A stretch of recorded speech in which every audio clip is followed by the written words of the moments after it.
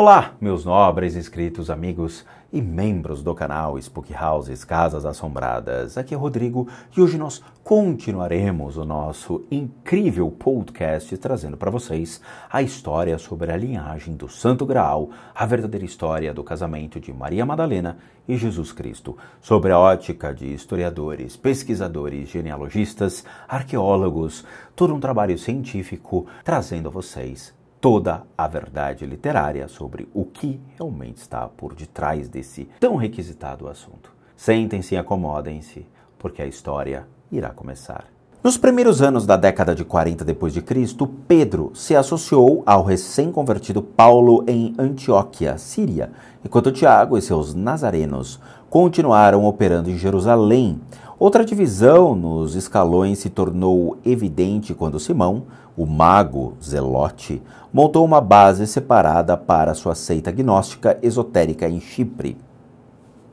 Pedro fora o braço direito de Jesus e, como tal, deveria ter se tornado o guardião de Maria Madalena durante os anos de sua separação, ou seja, a viuvez simbólica.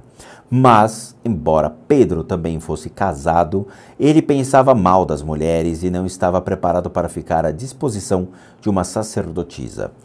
A opinião de Paulo sobre as mulheres era menos lisonjeira ainda e ele se opunha veementemente ao envolvimento delas em questões de religião.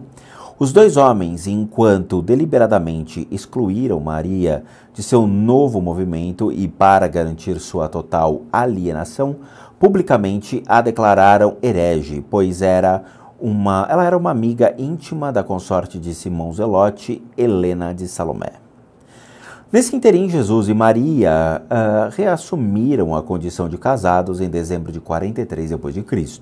6 anos depois do nascimento de seu filho, Jesus não parecia estar muito preocupado com Pedro e com a atitude de Paulo em relação a Maria, pois ele conhecia Pedro o suficiente e, sem dúvida, não hesitava em reconhecer o fanatismo de Paulo, gostasse disso ou não.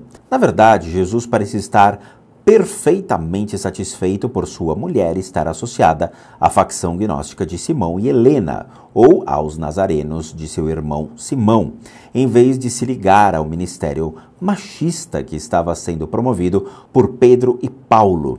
Afinal de contas, Maria e também Marta fora a irmã devotada de Simão, ou Lázaro, na Betânia, e se davam muito bem. Nessa época, Maria concebeu novamente.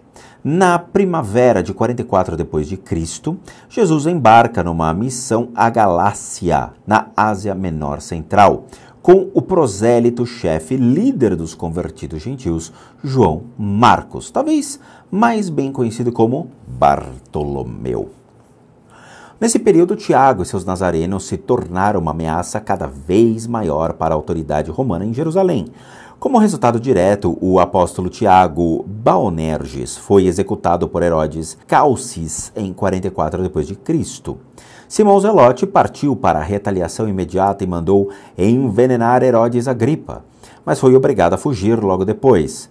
Tadeu, porém, não teve a mesma sorte. Ao tentar escapar atravessando o Jordão, foi pego por Calcis e executado sumariamente. E isso deixou Maria, que estava grávida, numa situação precária, pois Calcis sabia que ela era amiga de Simão. Ela foi pedir a proteção do ex-pupilo de Paulo, o jovem Herodes Agripa II, na época com 17 anos de idade, que providenciou para que ela fosse levada à propriedade de Herodes na Gália, onde Herodes Antipas e seu irmão Arquelau estavam exilados. Mais tarde, naquele mesmo ano, Maria deu à luz ao seu segundo filho, em Provença, e há uma referência específica a isso no Novo Testamento. A palavra do Senhor crescia e se multiplicava.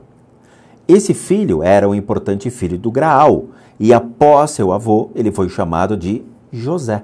Tendo cumprido sua obrigação dinástica de ter 2 filhos homens, Jesus se viu devidamente liberado de quaisquer restrições e pôde levar uma vida normal mais uma vez. A partir de 46 d.C., seu filho mais velho, Jesus II, com 9 anos de idade, passou a receber a educação em Cesareia. 3 anos depois, ele passou pela cerimônia de seu segundo casamento em Provença. Segundo os costumes, simbolicamente, ele nasceria de novo no ventre de sua mãe, quando tivesse 12 anos, seu primeiro ano como iniciado. Presentes estavam seu tio Tiago, José Arimateu de Arimateia, que mais tarde levaria seu filho ao oeste da Inglaterra por algum tempo. Em 53 d.C., Jesus Júnior foi oficialmente proclamado príncipe da coroa na sinagoga de Corinto, recebendo o devido título de Justus, o Justo. Com isso, ele era o sucessor formal de seu tio, Tiago o Justo, como herdeiro real. Atingindo a maioridade aos 16 anos, Jesus Justo também se tornou o nazireu chefe, tendo direito à túnica preta do posto, usada também pelos sacerdotes de Ísis, a deusa mãe universal. Seu pai, Jesus Cristo, foi a Roma passando por Creta e Malta em 60 d.C. Enquanto isso, Paulo retornava a Jerusalém, tendo viajado extensivamente com Lucas, o médico. Chegando lá, porém, ele foi acusado de conspirar contra Jonatas Anás, que tinha sido assassinado pelo governador Félix. O governador foi enviado para julgamento diante do imperador Nero em Roma, e Paulo teve de ir junto. Algum tempo depois, Félix foi absolvido, mas Paulo permaneceu em custódia por causa da associação com seu ex-pupilo Herodes Agripa II, que Nero detestava. Nesse período, Jesus Justo também estava na cidade.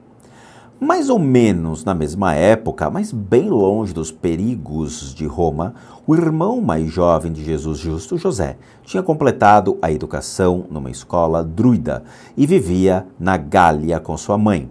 Posteriormente se juntou a eles Tiago, o tio de José, assumindo residência permanente no Ocidente, após fugir de Jerusalém em 62 d.C. Seus nazarenos tinham sido submetidos a uma perseguição brutal por parte dos romanos e o Sinédrio acusara Tiago de passar ensinamentos ilegalmente.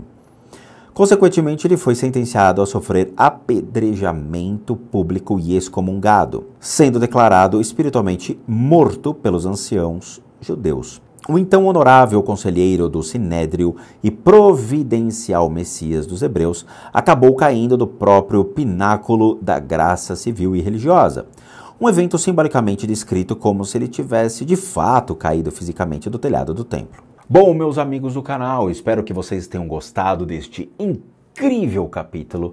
Realmente, nós teremos uma saga histórica desvendando todo o passado e trazendo elucidações sobre todas as dúvidas que nós temos sobre o que realmente aconteceu. Eu espero que vocês tenham gostado.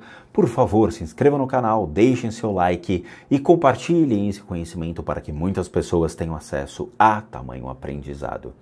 E, como eu sempre digo a todos, bons sustos a todos nós.